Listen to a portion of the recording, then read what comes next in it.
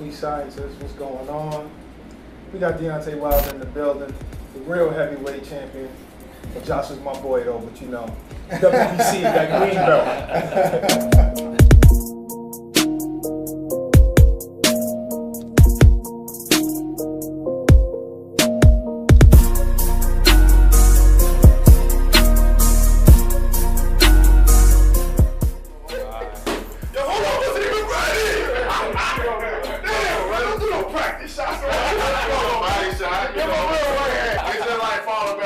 Trust me to catch. Yo, matter of fact, let me stand back here and I'm gonna there you go.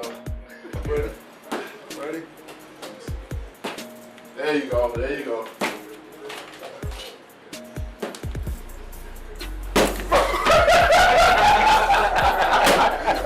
Get out of here! I knew you wasn't that strong.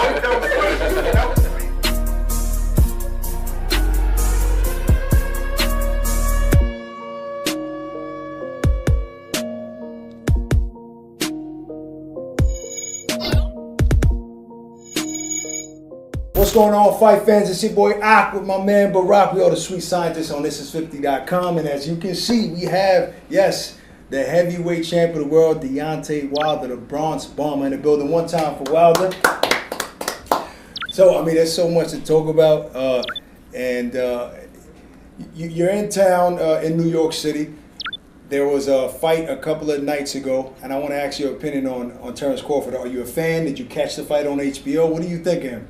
Terrence Crawford, man, that's definitely pound for pound the best. I mean, that's my dude right there. You know what I mean? We got a great relationship, a great bond because he's from Omaha. And country. Yeah, most definitely. And the things that he was doing he was doing in Nebraska, you know, grabbing the people, being that it's not a boxing state and stuff like that. Then I'm back in Tuscaloosa, Alabama. I built up that, you know, not being a boxing state. And so we kind of clicked together. Me and his people and stuff like that. Yeah, that's why I asked about it because of that. I think about the country, you know, where you guys are from. I mean, I know there's cities in those countries, but both you guys embrace that country life. Oh, most definitely. I think it's very important to just give back to your people. You know what I mean? Just come show your face. Let them know that I could have been anywhere. I could fight, you know, all over the world, but you know, come and do shows here at home, and they love it. Absolutely. I mean, I've been out there in Alabama when you fought, man, and. See, I'm used to New York where, you know, you got the white crowd, you got the black crowd, you got the Spanish crowd. You brought everybody out. Yeah. I seen white, black, everybody came out to see you fight in Alabama. It's crazy. Yeah, most definitely. That's the beautiful part about it, you know what I mean? Because you know, I've been near about all my life. You know what I mean? It's a lot of things that I want to do there to build up. But I heard you was born in Brooklyn, though. You know what I'm saying? You was born in Brooklyn, you know what I'm saying? Well, you know. Got that Brooklyn swag. Hey, you know. You fly, you always come fly. Except that one time with the glove. I said he could. I said he could like that. I said, yo, Barack, man. I mean, if he can lose the glove, he'd be alright with the white jacket. Yeah. But it's good. It's tough, it created dialogue, though. People talked about it. Yeah, I said I was using the glove so I won't leave no fingerprints. Oh, yeah, you did say that. You did say that. So, do you have a stylist or you dress yourself? How does that work? You know, I definitely, if I don't get a credit, she'll probably kill me. Oh, the lady sitting over there on camera. The lady sitting over there. She probably smiled. I ain't even looked at her. Oh, okay. Yo, you know what? I got to give Deontay credit, too, because when he walked in the building, he actually introduced his girl like, yo, this is my girl. It's like, he let people know. Don't look at her sideways. Don't push up. This is my lady. But I know I interview a lot of fighters, and they was kind of shy away. Guys that do have girls or women or wives, they don't like to talk about it. I guess they like to leave an open window for women out there. But I guess Deontay he's comfortable. If you see Deontay's post on IG, yeah, there ain't no window. It tears it all. Ain't no window. They do like a little soft porn. You know what I'm saying? You got horny? For the record, no. So I mean, where if you don't mind, where did you meet your lady? Well, actually, I met her at LAX. Okay. I was airport. At the airport. So I was of course leaving. I think it was an event out there I attended, and she was actually just getting from the hospital, but she was going through the airport going back to Jersey. Right.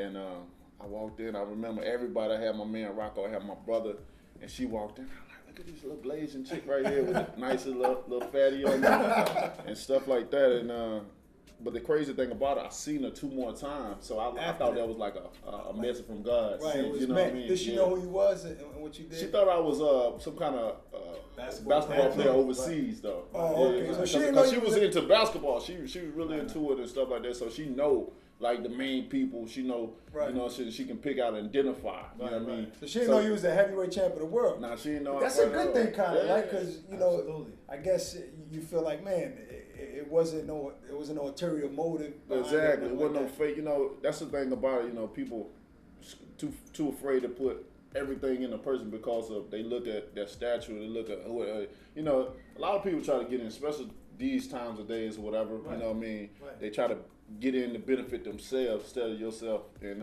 with her, you know, it kind of worked out that she did know who I was. Whatever, it wouldn't be fake. Everything about us, everything that's been about. It's real. Crazy, super real. It's dangerous, man, especially when you could Google somebody and see Deontay Wilder worth $15 million.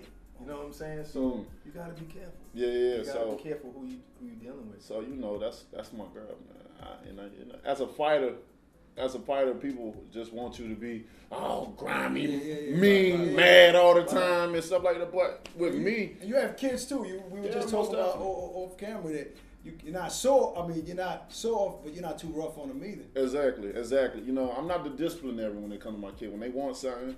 And get it? No. No. It's like this. Now let me. It's like this. When they want something and their mom say they can't get it, just say for a cookie, for instance. I remember a cookie incident that my daughter wanted a cookie, but mom said no. And you know how the kids go ask one parent, and that one say no. That's all we want. Yeah, must have daddy. You know, she reacted all that. Yeah. But I was like, your mom asked you. So she like no. So I was like. So I beat the cookie and gave it to her. So originally it's my cookie. I'm just sharing it. All right, so you ain't feel giving what she want, really. You just sharing it. So I'm just sharing it. So, you know, but I love my kids though, man. That's what I do it for. And a lot of things, you know, I try to keep a level head out here because even my 2-year-old can get on the internet and he love to see daddy do his thing. So, you know. You're a good example. All right, so boom. We got some brand new hot news. Shannon the Cannon Briggs. He was supposed to fight for the WBA title of Kendo. Now, all of a sudden, they're saying that the first test with the anti-doping, industry found him a little dirty with high levels of testosterone. What do you got to say about that? Bro, you know, I being that you dealt with fighters, like you done lost money and time and training camp and weeks of training of people who, abuse that. Yeah, but, and people be thinking I be crazy when I be talking about certain people. You know what I mean? Like, yo, this dude dope or this. I said that a year and a half ago. Right. People thought, oh, you just don't want to fight, you ducking. Let me get the record straight. Deontay Wilder not scared of no man. Right. Period. Right. Period. And fighting is my thing. Being scared of who? For what? Right. You know what I'm saying? I don't fear nothing at all. But when my intuition here, when I see things that ain't normal, whatever, I speak as it is. Like a 40-something-year-old man looking the way he yeah, does. come on. And then aggressive, so aggressive all the time. Well, that might be Brooklyn. See, we from Brooklyn. Yeah. That I'd have been out here. We go with that aggression. You know what's funny? We actually, on our Sirius XM show, I think we are one of the guys that started this whole arguing on the radio with fighters because we had Shannon on the phone and then Barack got Deontay on the phone. I don't know if you remember, and y'all was going back and forth on the air on Sirius XM. It went so far that Shannon was like, when I see you, it's on site. It's on site. And Deontay was like, well, come on there, man. I'm going to clean you up. Yeah. That went viral a little bit. I remember that. I think Shannon a good dude. But, just his approach as being an older guy, and then the approach that he's taking to talk, try to get you up there, which, I've always said that if it works and it gets you to the top, then do it. Right. If it don't work, then it make you look like a fool. You old and stuff like that. So obviously it worked for him. Right. But my thing is that now he got busted with this.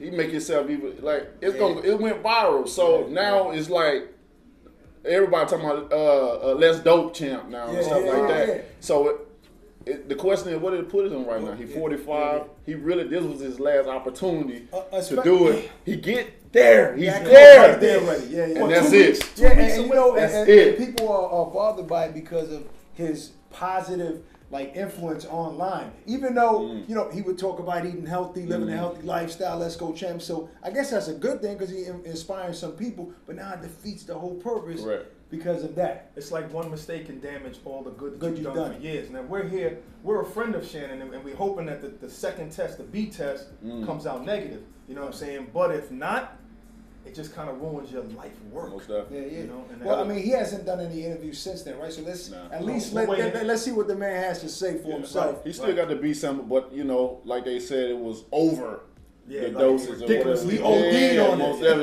definitely. Exactly. So, you know, I hate to see a fighter, you know, build up. So, especially being the age that he is and build himself back up somewhat to the top. Right. You know, and then all of a sudden it's like, especially when you got a family to feed. Yeah, you for got a sure. family to feed, and this, like For you sure. said, this is his last shot. Yeah. For I'm sure. trying to take some Last shot. testosterone shots, but I ain't fighting nobody. So, you know what I mean? So you know. let's talk about Anthony Joshua. I mean, obviously it was a hell of a heavyweight fight. Him against Vladimir Klitschko. He showed heart, you know, being dropped in the fifth round. Was it the fifth round and coming back? And what's your assessment on his performance? no, he dropped Klitschko in the field, right? No. Klitschko dropped him. Yeah, he dropped. Oh, yeah, Klitschko. yeah. He got That's it. Klitschko on the fourth, right? And then the next round, Might have been Klitschko like the dropped. second round or something. No, it was a fourth, third or Yeah. fourth. It Either was- way, it was a hell of a fight, right? It was man. Absolutely. You know what? I was right there, close up in person with it. You know, because I was commentating for Sky Sports, and so I got a definite. I said I wanted the bird's eye view, so I definitely got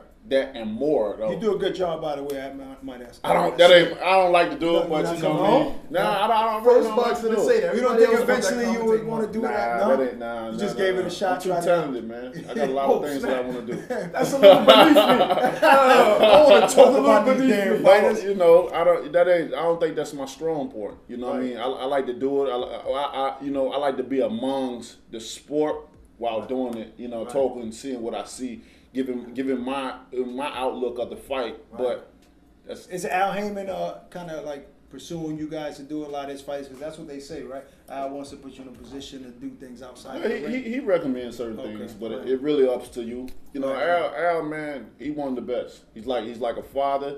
He's like a businessman. He's like an advisor. You know what I mean? He really like for his guys.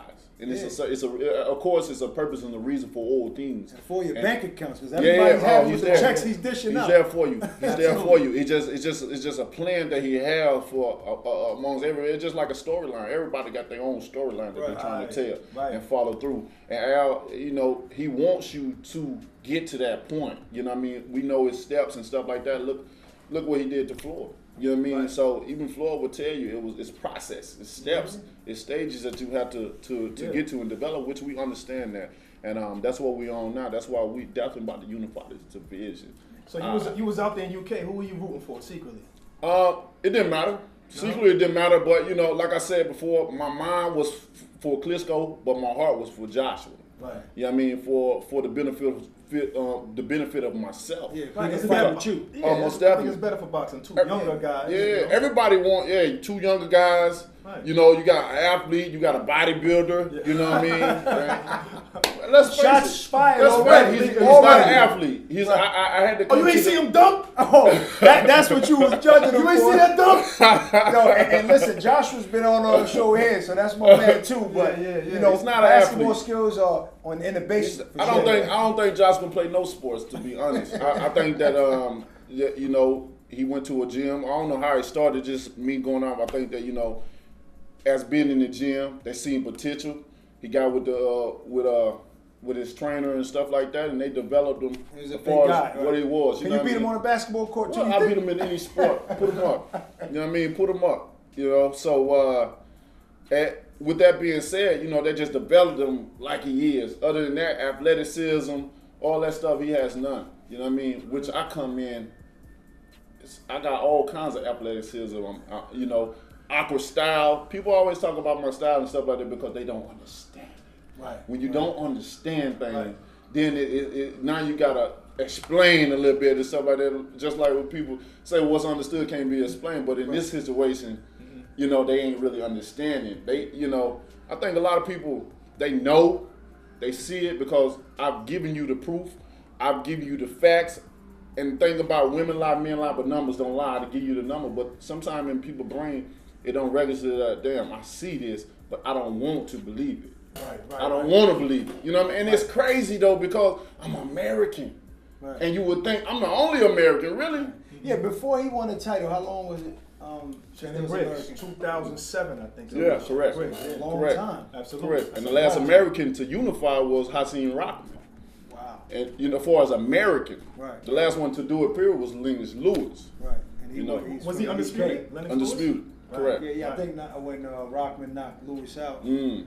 that's when he won those titles. So I'm trying to come back and do that, which I will. Nothing that I said that I was gonna do that I didn't do. You know what I mean? And you got to get through Joshua to do that. I mean, after that fight, I was reading a lot. You know what I mean? I browsed through social media, and because Joshua stopped Klitschko, a lot of people were saying, "Oh no, Wilder's not going to be able to deal with Joshua." Did you read any stories or see anything on social media that was saying that you couldn't beat that dude? Well, you hear a lot of little different things. I got on my social media and stuff like that. Sometimes I respond back to the fans. Sometimes I don't. Sometimes my brother hear things. Sometimes I be so focused on certain things that I want to do, I really don't pay attention what they talk. Because at the end of the day, you can only talk so much until it's time to get in the ring and get that play on. You feel me? So, and that's what it really I'm about. If anything, I smile at comments that I don't like or I don't see. I smile at them now. Right, It took a while for me to get to that point. But I smile now because I know at the end of the day, when I get in the ring with that man, all the negativity is just gonna be emotions for me to really do what I gotta really do. Motivate No pain, no mercy, all hurt, serious business. You smile now because in the beginning you was knocking trolls out. Yeah. You know what I'm saying? You was knocking trolls out in the gym. Yeah. Y'all better be careful. Right here. If you get him to a certain point, he might come check you. But I guess early in your career, you could take the criticism, or it'll get you upset when you see things on social media. It really was that I couldn't take it. You know what I mean? Because words are strong and it is short, but the way I grew up, it really it don't really fade me because I grew up with nothing. You know what I mean? Literally, when I think about certain things, everything I put the pieces together, I'm like, damn. Grew apart. You feel me? Like my daddy had a good job. He did the best he could. He would probably make $600 every 2 weeks, but the rent was like $550. Right. You feel me? So and it's a lot go down up in there. But so when it being said, we never had the best of nothing. With the deal with clothes, we always got the imitation of food. We always got the imitation of everything. You know what I mean? So when people talk or they say like I got there younger, so I'm used to that. That don't really hurt me because. Them just words, and I learned to block the words. And look where you at. You know what I mean? What's the worst experience though of your child? It seems like you had a tough childhood. Anything stands out? I mean, really just standing out. Just always, lights getting cut off all the time, and had to go to the grandma's house and stuff. Never had cable. We were sheltered too because my father was a minister. My grandma was the pastor of the church, so we had to go to church. We couldn't listen to no kind of hip hop, R&B, none of that. I remember my sister got caught one time. It was a Leah called "Rock the Boat" or something. My daddy came in and called her listening to rock. She had to whip that ass. No, the rock is Jesus. The rock is Jesus, Daddy.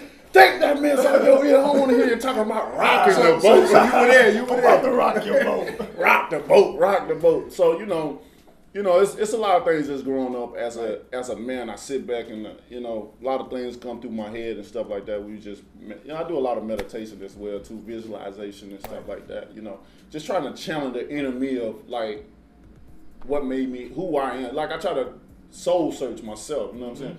What makes me who I am? Why I do this or why I like this or why I react to this way in a certain way and stuff like that. And sometimes it's always about how you're raised and some of the things you have. Some people use excuses for not having things in their life, and then when they get it, they spurge out, don't care. Like I ain't have it when I go. But my mentality is different though. Well, it ain't too different. I see your watch look real rocky there, and the bracelet. Well, the Bible says to examine yourself. So when you know yourself, you know what to put yourself into and what to keep yourself out of. You know what I'm saying? So that's the first level of maturity.